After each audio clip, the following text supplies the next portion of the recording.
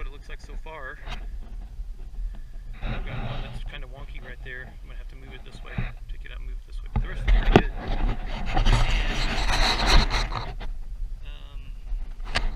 This will be the core right here, and then the bond beam will go that direction. Since that tire bell goes out so far, I'm just going to have it kind of go across it, sort of an angle there. And then this back part of the form will be right here.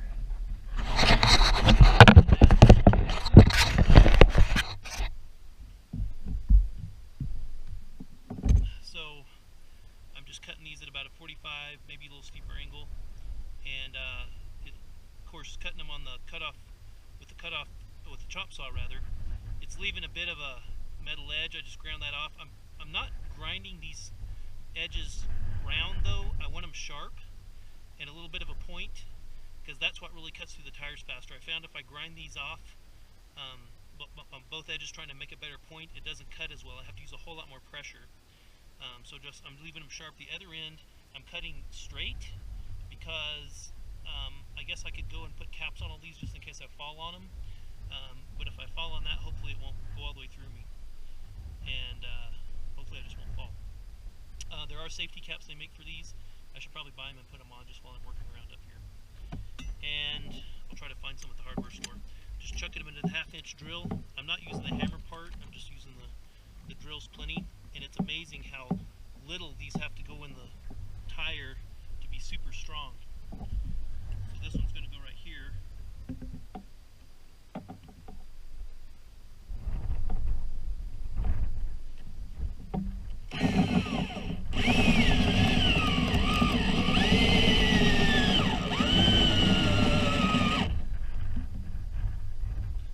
That's only 3 or 4 inches, and it's pretty solid.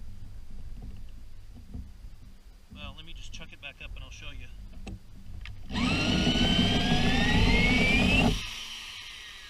See that? That's about 4 inches or so.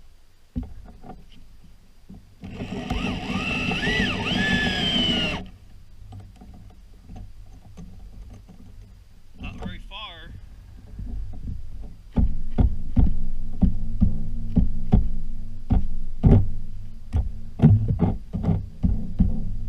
I think the rebar bends a little bit, but that's solid enough for a form for sure.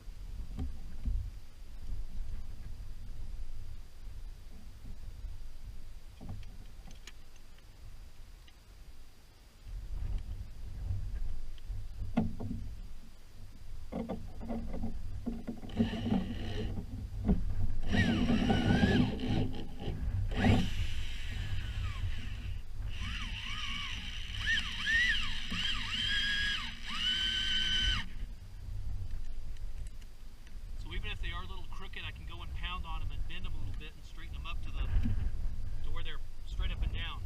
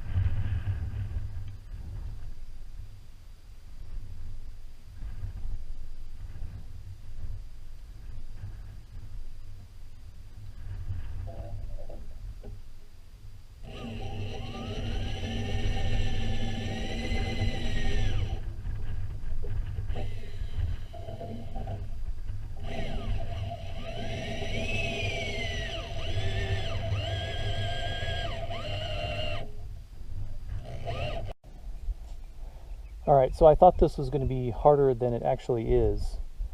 I've just run a string line down from the end post to the end post on each side. You can see this one over here, and I put the string level on this one, got it level, and double checked it, triple checked it. Then I ran this one down here, got it level, and then I leveled it side to side with the 48-inch level here. And I'm just pushing it against the rebar, holding it up against the edge, barely touching the string, doing the same thing on the other side, barely touching the string, and then checking for level, and it's perfectly level. I'm making marks here on the rebar with my, let's see, where'd it go? Trusty silver Sharpie, the best metal marking tool in the world. So that I'll be able to put the boards against right up there, and then I know they'll be level side to side. Okay, so I've double checked this and triple checked this. I also checked the string here out toward the end of the posts. This is probably too close to the camera to show up on both sides, but basically I've checked the level of the string on both sides. You got to make sure that your string also is not sagging, or if it's sagging, that it's sagging minimal. This string right here is really thick, and I really had to crank on it because it's so, I think it's just because it's so heavy, it still sags a tiny bit. So I'm just gonna have to work with that. So tighten the strings down, make sure they're not sagging. Level this one to this one, and then I'm just using the line, or the 48-inch level across each of these. You can see the marks I made there. The marks I made there, I've done 3 of them so far. I've got to go down the line and do the rest of them. And then mark the rebar. And then I'll be able to put the boards up. It looks like the lowest part, well, the highest part of the tires, but the thinnest part of the concrete is about halfway down. You can kind of see it on the left. I've measured it. I raised the string up, so that's a minimum of 4 inches. And that's just one little spot that's going to be 4 inches. Everything else is going to be a lot thicker than that. So like here it's going to be 9 inches. On this side it's going to be something like 8. Okay, so I mean, we drive cars on 4-inch pads and trucks, and they don't crack. So I'm going to run rebar down the middle of this, of course, and to strengthen, that'll be one little spot that's 4 inches. I guess it could crack there. On the other side, you can see it's high there. It's very low over here, so it'll be even thicker over here. So that's just a compromise I'm going to make. I think everywhere else is going to be pretty thick. Now I got pretty lucky. I ran the string across the front, that post, or that rebar sticking up right there, the far right one, all the way over to this one right here. And I put the line level on it, and it is just about an inch lower on this side, maybe an inch and a half, the top of this tire is, or this tire bale, than that tire bale. So that's pretty fortunate. So I'm not going to have a whole lot of, I figured I'd have one side that was really deep concrete just to match the other side, just to make the other side thick enough, but it actually was worked out pretty good. Despite the ground being almost level, almost perfectly level, I was worried the tire bales were going to screw it up, but they're pretty consistent as far as their height goes. So that's kind of nice that this is coming out like this. So before it gets too windy, I'm going to go ahead and mark the rest of these, and then maybe I can get some boards up today. We'll see. A bit of headway on the concrete forms. It doesn't take too long, actually, now that I have this little systems down. There's about 3 different ways I wanted to make forms, and I've settled on this way. So right or wrong, slow or faster, I don't know, but this is the way I'm going to proceed.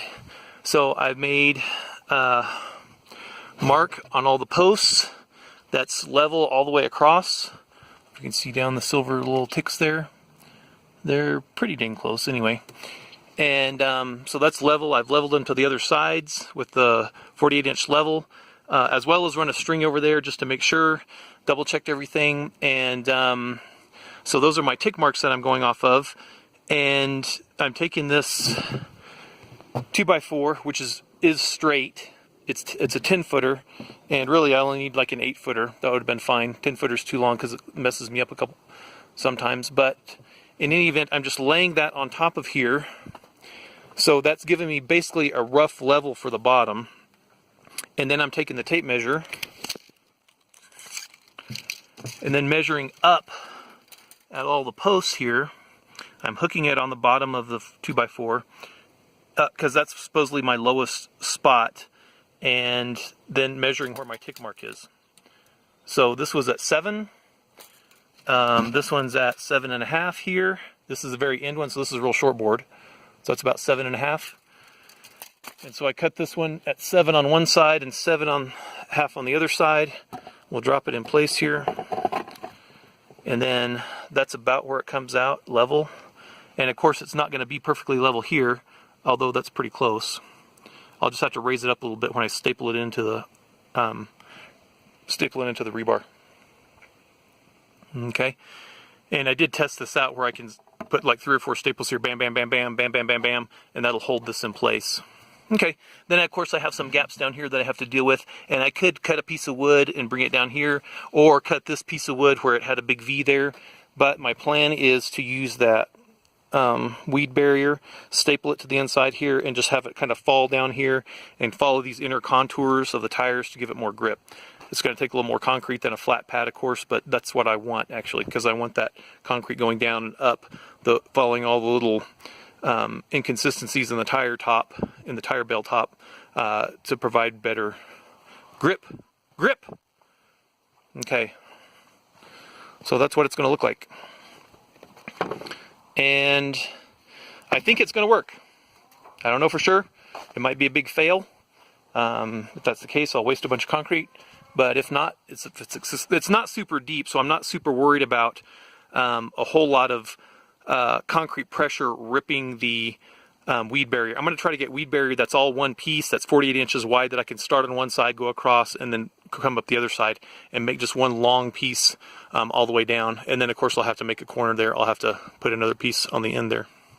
Okay, that's the plan for now. So far so good.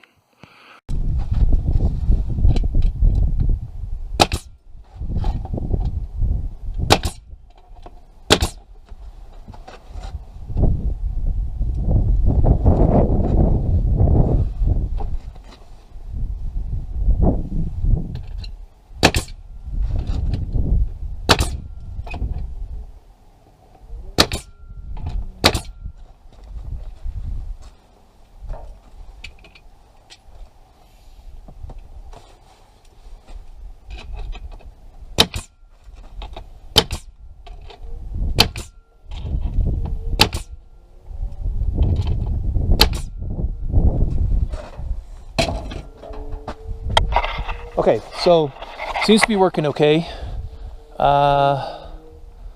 Looks a little low there. It looks fine there, fine there, fine there. So got all the top done, and just use little kind of that little angle metal with the holes in it. Just cut a few pieces of that, and either put it on the inside or the outside, like there and there, just to hold it in place.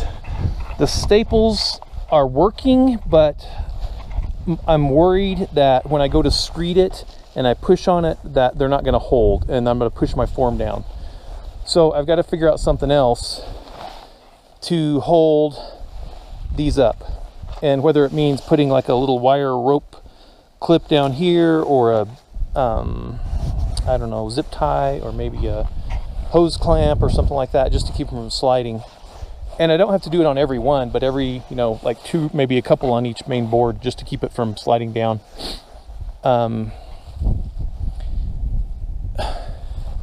I may be wrong, it may be fine, because I'm not going to screed it very hard. I'm not pounding on it. I'm not banging a big, you know, this is a small piece. I'm just going to run a little 2x4 along it.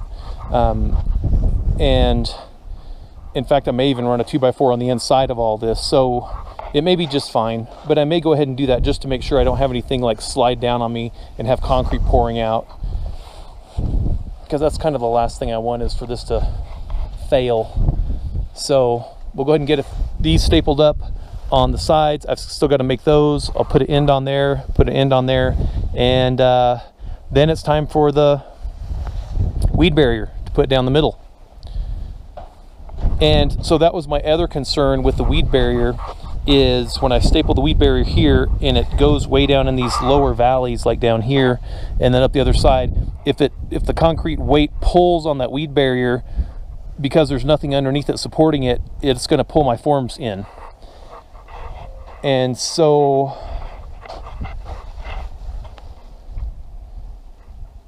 I think with concrete between the forms, it's not going to be that big of a deal. But what I might end up doing is just running a little piece of board from one side to the other. Okay. So